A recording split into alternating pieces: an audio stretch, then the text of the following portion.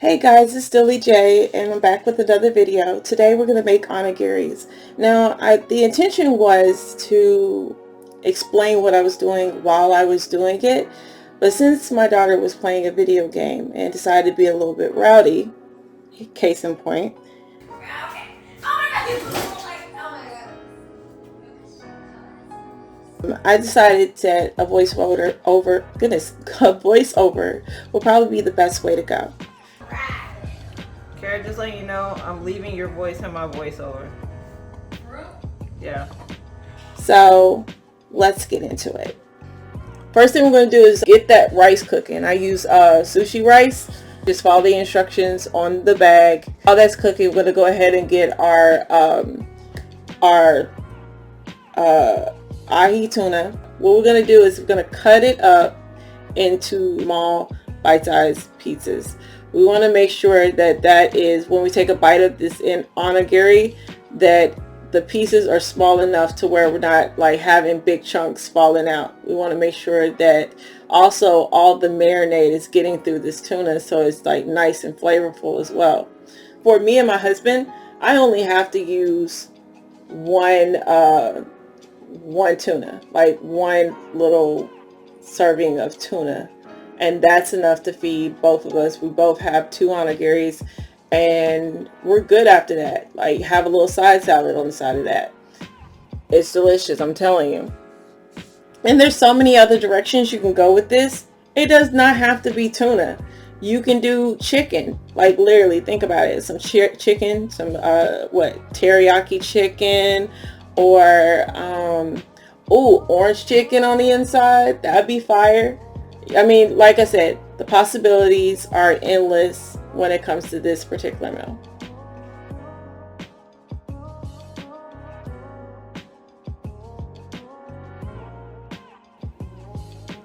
Now what we're going to do is go ahead and marinate this tuna.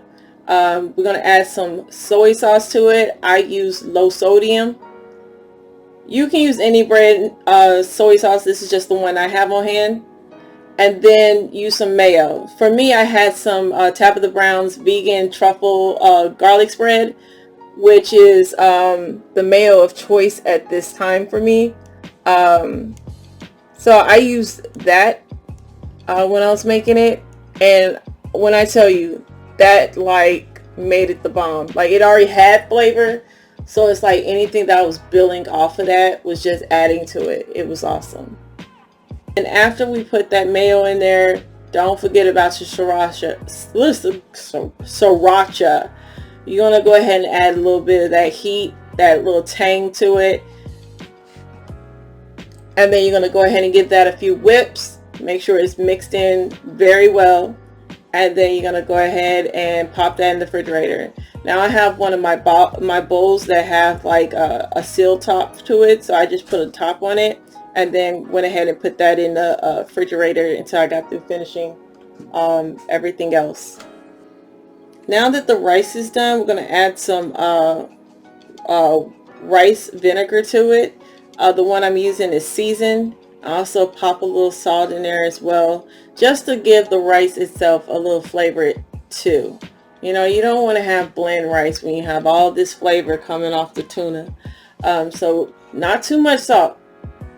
Just a little bit, just enough to taste, you know, and then mix that up in there, and then, you know, let it cool for a minute, and then we're going to get right into spreading that the rice out and go ahead and adding that filling in.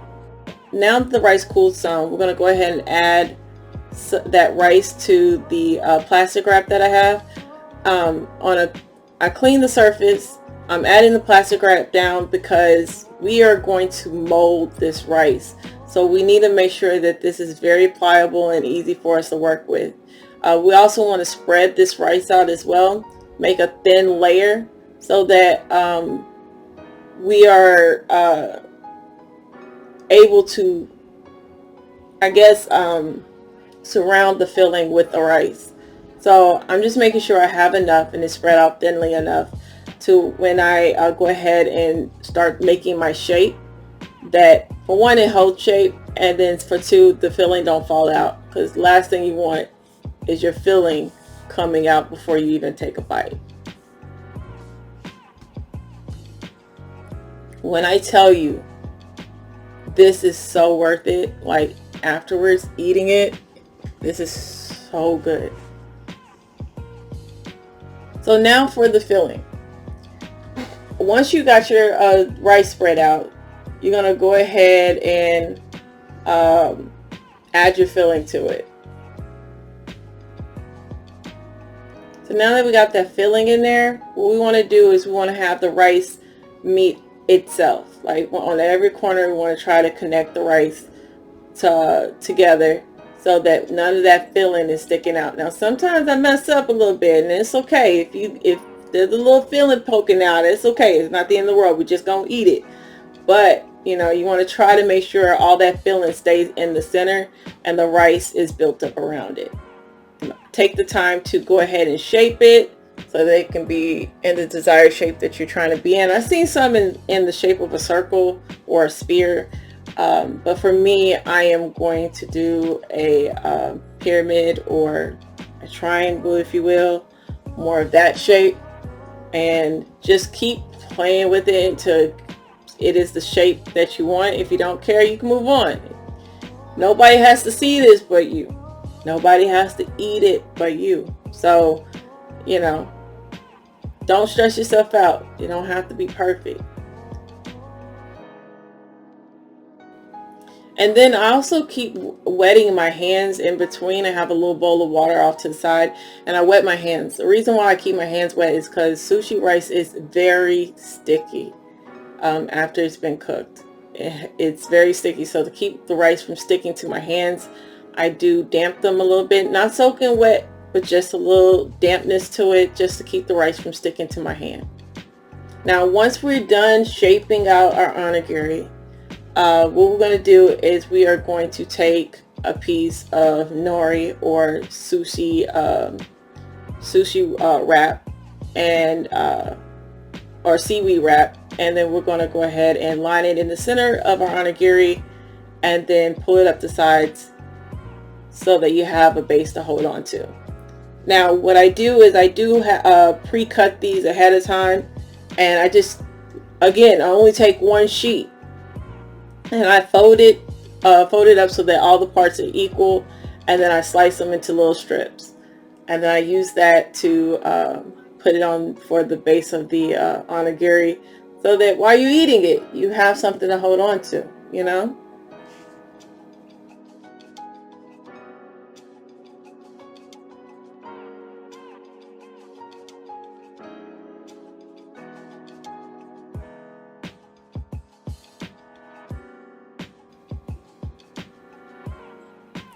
And then at this point, it's just rinse and repeat. I'm doing the same thing that you just saw me do again.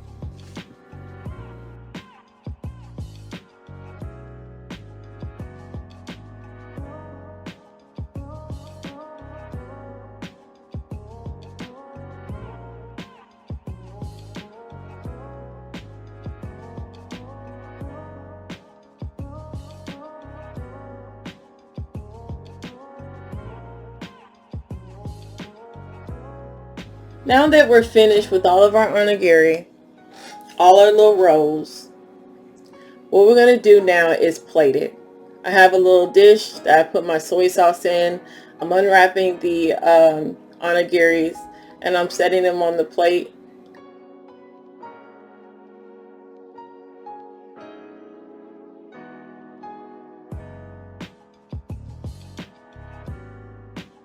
And then I'm gonna put the soy sauce in the dish.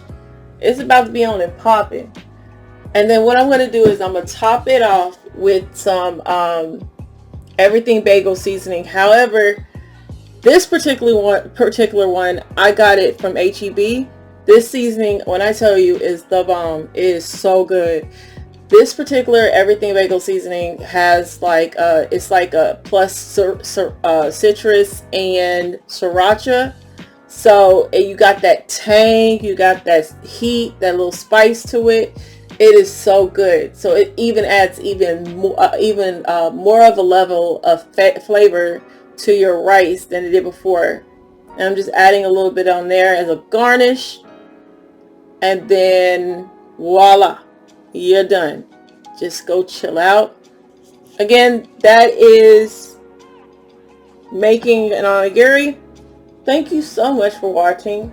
And until next time, bye.